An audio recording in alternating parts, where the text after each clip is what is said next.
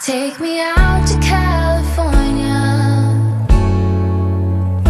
Take me out to California.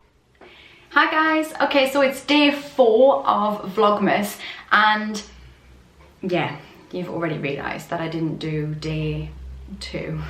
I did do a video and then it was rubbish and I just thought, oh, just leave it. I might upload it. I might just do a bit of a collage of videos of stuff. I've got loads of bits, but it just wasn't that interesting. I thought you'd be bored. So I missed a day, okay? I missed a day. And one of my subscribers, Jack, did mention it to me. Thanks, Jack. And Jack asked a question. So I'm gonna answer Jack's question because he was one of the people that was a little bit disappointed that I didn't do day 2. And Jack said, and this was one of his questions that he wanted me to answer, was, do I have a favourite place to chill and remember Ross? And how are the girls? And do I talk about Ross to the girls? So I don't think I have necessarily a favourite place. At the moment, I'm staying at my mother-in-law's while my house is, this is actually my house, but my house is getting work done on it, so I'm actually staying there. So I'm a little bit in limbo land at the moment, and it's kind of weird because Ross didn't live in this house, although we designed it together and we bought it together. And the work that we're having done on it was both mine and Ross's decision, which is nice. I don't think there's a space that I would sit and think about Ross. There are moments and things that make me think of Ross. Like, actually, there's something here, isn't there? Where is it? Sorry, one sec. Should have totally prepared this, but I didn't. So this made me cry. This little pig. You press it and it's got a little... It's got a light. It's functional. I used to make a pig noise. Oh, there's another one that makes a pig noise. And it made me cry because it was a bit of like an in-joke with me and Ross, and it's not even going to make any sense to anybody else because then you're going to be like, what the hell? But I guess it's just those moments that you miss with people, those little moments. But one day we were talking in the kitchen and I said something to him, like taking the mick or whatever, and he went, "You're the terrible pig." And I was like, sorry, like what? And it made me laugh so much because it was such a crap insult. You're the terrible pig. And then it became like a bit of a joke, like you're the something pig. So if someone was like working too hard, they'd be a work pig. If someone was, I don't know, whatever, it was just, you're always a something pig, and it became a bit of a joke. And then he bought me this little key ring with a pig on it and a little light one day, and it just made me laugh because it just reminded me of that stupid joke. And I guess it's those moments where you stop and think about the person that you love, that you've lost, and just go, oh, that's crap. I'm not going to do that joke anymore. I'm not going to do that thing. And it's come up to my brother-in-law and sister-in-law's wedding anniversary, and I've just had a message off her because it's really hit her that Ross isn't here. And because suddenly it's, you know, he was there at the wedding, he was best man. The wedding was brought forward because Ross was ill, and because, you know, it was a fucking good decision. And I think it's those times where you go, it doesn't feel that long ago to us. In our minds it's so real and raw, and Ross was there. And I think at the moment, those moments are the hardest, where you're like, he was there and he was alive and now he's not, and it's just still hard to get our heads around, I think. So I think about Ross all of the time. Ross was with me all of the time, so I can never pretend that Ross is somewhere else because we were together. He was there. So I've had to walk through the grief straight away. There's not been any time when I couldn't do that. And so I think about him all the time because we talked endlessly, obviously, because I talk all the time. But we talked about everything. So wherever I go, there's always a memory of Ross. There's always something. I know what he would say at every point.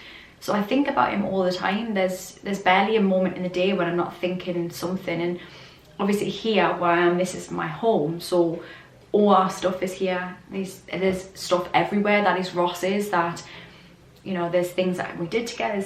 I think I find it hardest, and actually weirdly I've got something in my pocket because I just found it. This is what I find probably the hardest, not the fiver, but it's finding his handwriting. So when we left the old house, I took this off the shed. Let me see here. You probably can't see the handwriting on that, it's really faint. But it says, "Be brave but careful as you walk the plank. Find the rope and give it a yank." And it was from, and it was on here somewhere, it was from a pirate day that we did with the girls, and this was stuck on the shed for ages, for a long time. And so it's finding things like that around the house where it gets a little tricky, because I just, seeing somebody's handwriting, it's so personal, it's their handwriting. That's when things like that get me. But I think about Ross all the time, and we talk about Ross all the time with the girls. So at the moment, again, it's probably mostly bedtime when they get a little sad. So last night me and Brooke spoke, and a lot of our conversations are on repeat. So she'll ask about, you know, why did he die? And we'll just talk about, like, she'll talk about how he died. And last night she spoke about the hospice a little bit. And I said to her, it was really hard, wasn't it, when we were in the hospice? And I said, you know, it was hard for you to see Daddy like that. I address it like it's not an elephant in the room about it. I will say it was really hard when Daddy was eating like that, you know, when he couldn't eat, and when he was, she asked me last night, why was Daddy, and she's asked me before, why was Daddy wearing a nappy? And I explained that because his brain wasn't working properly, that part of the brain that tells you need the toilet wasn't working, and so he had to. And you know, there's questions like that for a little girl, I'm really mindful that the things are in her head that she's maybe suppressing at the moment, that she didn't like to see, and that she did see. And certainly by the end, when she watched Ross being fed by me, that was the last day that she came in, because I could see, and I said this to her last night, I could see that was hard on her. And I said, it must be really strange, your strong daddy being fed, that was really hard. It was hard for Mummy to see that as well. And I just said to her last night to just focus on Daddy, who he was when we were on holiday in the Caribbean, to focus on that, because that's who Daddy was. And we spoke about that last night, and I said, you know, that bit in the hospice, the end bit, was hard for all of us, because it was Daddy, but it wasn't him full out. And she said when she was in the room on her own with him at the hospice, she said, I think he said silver, Mum, but it didn't make sense. And she said, do you think he was trying to say I love you? And I said, yeah, definitely was trying to say that. Of course he would have been trying to say that, but his brain wasn't letting him. And that gave her some comfort that he was saying that. And she just they like to talk about how strong Ross was, and you know, they like to hear stories about how strong he was, and he was a big character, so there's lots of stories about how strong he was. And so yeah, we'll talk about that, but we talk about him all the time in positive terms as well. So, you know, they'll be on the way to school, we'll listen to music, and you know, I'll say, oh, Dad loved this song, or Dad used to think he was a rock star when he listened to this. Or Flow Rider, what's the one, Wild Ones, when Ross used to listen to that, he used to think he was a black rock star in his head. That's who he was. And so I'll say that to the girls, and they'll laugh and they like that.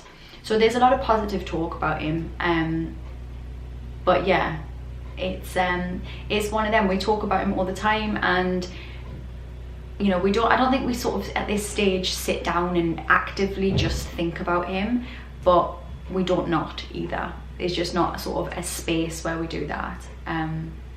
But we're doing good, and you know, the girls are fully open to talk about him. I never ever hide any of that. There's no, you know, there's no don't speak about him. And Brooke recognizes that everybody's going through a different journey, so she'll say, you know, you haven't lost a daddy, have you? And I said no. And I said there's only 2 little girls that have lost their daddy here, and that's you and Tex, and that's why you must support each other, because you're the only ones that knows what it feels like to lose their daddy.